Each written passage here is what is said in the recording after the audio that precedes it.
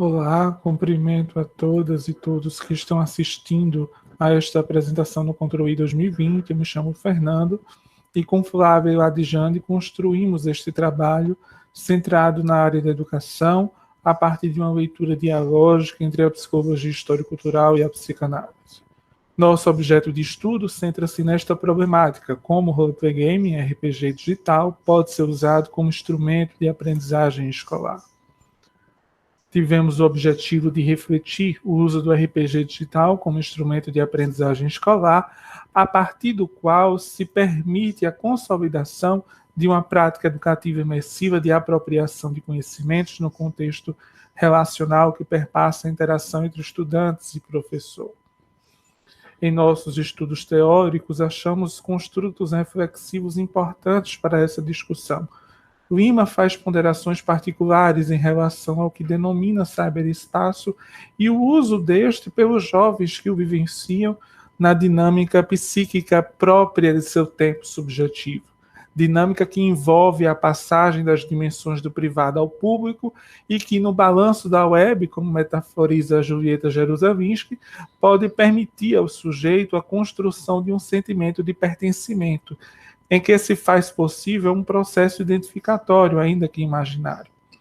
Os debates filosóficos e sociológicos vão se enveredar para a compreensão do pós-humanismo enquanto estágio de transcendência das limitações físicas e biológicas da humanidade, que encontra no espaço-tempo tecnológico digital um caminho para, como Felinto bem sinaliza, a expressão do desejo de ultrapassagem dos limites ou fronteiras. Nisto, podemos perceber, nas experiências imersivas que envolvem o RPG, um mundo virtual de desejo, em cuja possibilidade está a um teclar ou um movimento do joystick. As personificações através de um avatar, situam o sujeito frente à possibilidade de desejar o deslumbramento do outro frente à imagem que ele projeta, ser reconhecido, valorizado. Configuração própria da condição do imaginário ensinado por Lacan e atrelada a um eu ideal, sem o atravessamento mediativo do campo simbólico.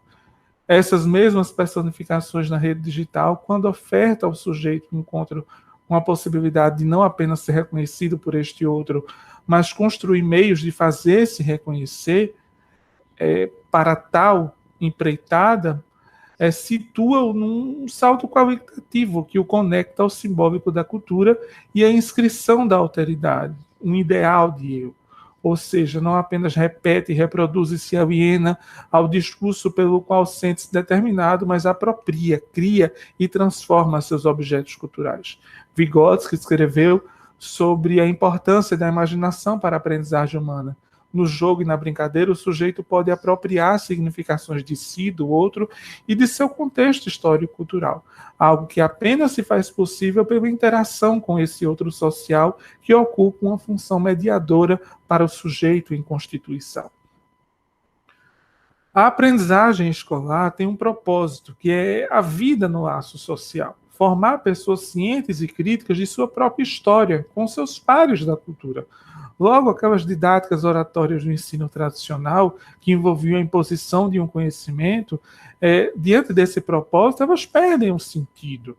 Então, os jogos digitais, e aqui fazemos campanha pelo RPG digital, permite este processo criativo, recreativo e recreativo no espaço escolar, não apenas de repetir e repetir, mas de se elaborar, de se criar e de se experienciar.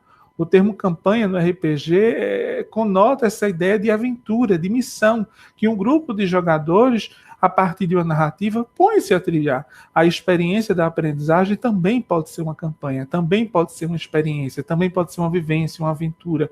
O curso de uma narrativa, a narrativa do próprio sujeito aprendiz, do próprio sujeito estudante que coloca algo de si nesse trajeto.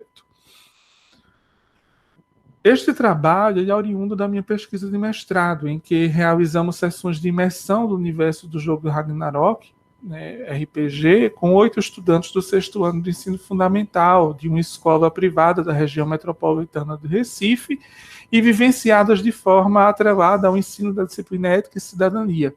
O primeiro momento de cada sessão foi voltado para a imersão no jogo, e o segundo para o diálogo circular entre os participantes, em que eles eram convidados a falar sobre a experiência e como podiam relacionar a experiência com a disciplina de ética e cidadania.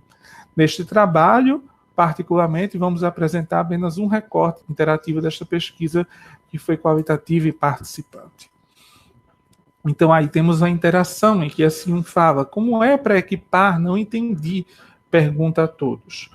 S2. Ei, como é que eu boto a faca aqui? Tem 3 facas, destacando que aqui eles estão na interação com o jogo pelo computador.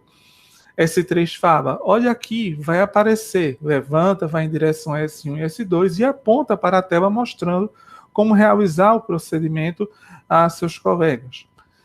Depois volta pulando para seu computador. Eu já botei aqui, fala S1. Ei, como é que eu boto aqui? Pergunta S2 a S3. Vá no inventário, responde S3 a S2, apontando para a tela do computador onde localizava-se o ícone do inventário. Eu tentei fazer isso aí, como é que eu faço? Porque, tipo, eu vim aqui, mas como é que eu faço aqui? Pergunta S3, apontando para a tela do computador onde localizava-se o ícone do inventário. Caramba, eu tô cheio de emoção, velho, responde S1, olhando, rindo e com a entoação aguda de voz para S3. Então, algumas breves pontuações cujo detalhamento vocês poderão encontrar em nosso artigo. Destacamos o caráter interativo e mediativo que envolve a aprendizagem que esta cena pode ilustrar. Por ela, também destacamos a relação entre pares para o processo de apropriação de conhecimentos, algo imbuído de fatores que consolidam o próprio caráter mediativo que se materializa nessa interação. Na disciplina de Ética e Cidadania, os estudantes discutiam sobre a compreensão histórica, filosófica e conceitual do significado de colaboração. Pela vivência do RPG digital, a discussão acerca do conceito de colaboração, ela transpassou esse sentido do apenas ver, do assistir e do brevemente discutir, mas passou-se para uma ordem do experienciar, do vivenciar e do se envolver na narrativa, a partir do momento que os estudantes precisavam se colaborar e colaborar entre si para poder vivenciar as dificuldades, os não saberes e responder o que fazer com essa nova articulação. A princípio, pode-se pensar que a vivência não oferta a apropriação conceitual do conceito ou do conteúdo, mas aqui registramos e defendemos uma outra posição de educação, uma em que o estudante se encontre socialmente com seus pares e nisto possa aprender criticamente. Como considerações finais, apontamos que o que eu faço agora surge uma hipótese de resposta que pode ir ao encontro da questão fundante da aprendizagem que aqui colocamos em pauta. Então, o RPG digital, ela surge como uma possibilidade de instrumentalização e de vivência de construção desse espaço imersivo que oscila entre as condições espaciais e temporais da realidade e da virtualidade na dinâmica digital. Esta modalidade de jogo, como tendemos a ilustrar, permite essa construção de um caminho de aventuras, riscos e prazeres e frustrações ao longo de uma cursividade digital, à medida que se aprende, à medida que se constrói uma resposta para o que eu faço agora com isso que me é ofertado na minha vida, na minha existência, na minha interação com os pares, com o professor e com o conhecimento. É isto que eu queria apresentar a vocês e fico à disposição de quaisquer questões nas nossas atividades online do Congresso.